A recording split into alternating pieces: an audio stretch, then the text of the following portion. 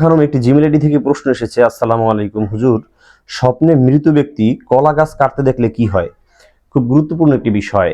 মৃত ব্যক্তির সাথে সাক্ষাৎ হয়েছে, এখানে এক নম্বর মৌলিক বিষয়। দ্বিতীয় নম্বর হলো সে কোনো একটা কাজ করছে, অর্থাৎ বাস্তবিক জীবনে সে জীবিত থাকলে যেভাবে কাজ করত সেরকম কোনো একটা কাজ করছে।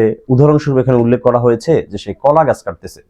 দর্শক, বিষয়টি নিয়ে বিস্তারিত কথা বলবো আমরা স্বপ্নের নির্ভরযোগ্য কিতাব তাফসিরুল আহলাম এবং তাবিরুর রুইয়া থেকে।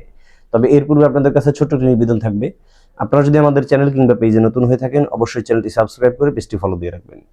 দর্শক, আমরা ইতিপূর্বে আলোচনা করেছি বরংবার মৃত ব্যক্তিকে দেখলে কি হয়, মৃত ব্যক্তিকে কিভাবে দেখলে কি হয়। তো এখানে আজকে দুইটি পয়েন্ট। একটা হলো যে মৃত ব্যক্তিকে জীবিত দেখেছে, আলহামদুলিল্লাহ, এটা খুব ভালো। এর মানে হলো সে কবরের ভিতরে খুব সুখ শান্তিদের ভিতরে আছে, আল্লাহ তাআলা তাকে নাজ নিয়ামতের ভিতরে রেখেছেন, তার কবরের ভিতরে কোনো আযাব কষ্ট এরকম কোনো পীড়াদায়ক কিছু নেই। তার এটা কিন্তু অত্যন্ত ভালো দিক। এবার আসি দ্বিতীয় পয়েন্টে, অর্থাৎ সে কলা গাছ কাটছে। দেখুন, কলা গাছ কাটা এটা পার্থিব জীবনের মানুষের দৈনন্দিন জীবনের, ইহকালীন জীবনের বিভিন্ন কার্যক্রমের একটি কাজের অংশ। সেই হিসেবে বলা যায় যে সে দুনিয়াতে যে কাজগুলো করেছিল সেই কাজের মধ্যে কোনো সৎ কাজ, ভালো কাজ, নেকের কাজ করেছে, যেই কাজগুলোর কারণে আল্লাহ তাআলা কবরের ভিতরে তাকে সুখ শান্তিতে রেখেছেন, এমনটা বোঝা যাচ্ছে।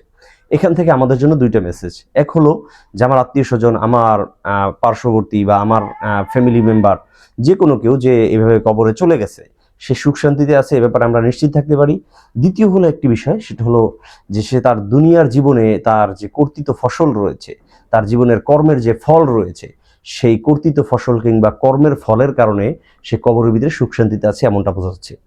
এখান থেকে আমরা যেটা বুঝবো সেটা হলো যে আমাদের এমন কিছু কাজ করে যেতে হবে, সাদাকায়ে জারিয়ার এমন কোনো পদ্ধতি আমাদের অবলম্বন করতে হবে যেটার মাধ্যমে আমরা চলে যাব, কিন্তু আমাদের পরবর্তীতেও আমার সন্তান, আমার ওয়ারিশরা না চাইলেও যাতে আমার কবরে সোয়াব, এর প্রতিকার, এর যে উজরত রয়েছে, এর যে বিনিময় রয়েছে, পারিশ্রমিক রয়েছে, সেটা আল্লাহ তাআলা যেন আমাদেরকে দান করেন, সেভাবে আমরা সাদাকায়ে জারিয়ার কাজ করে যেতে পারি। দর্শক, আল্লাহ তাআলা আমাদের সবাইকে এভাবে সৌভাগ্যবান হওয়ার তৌফিক দান করুন।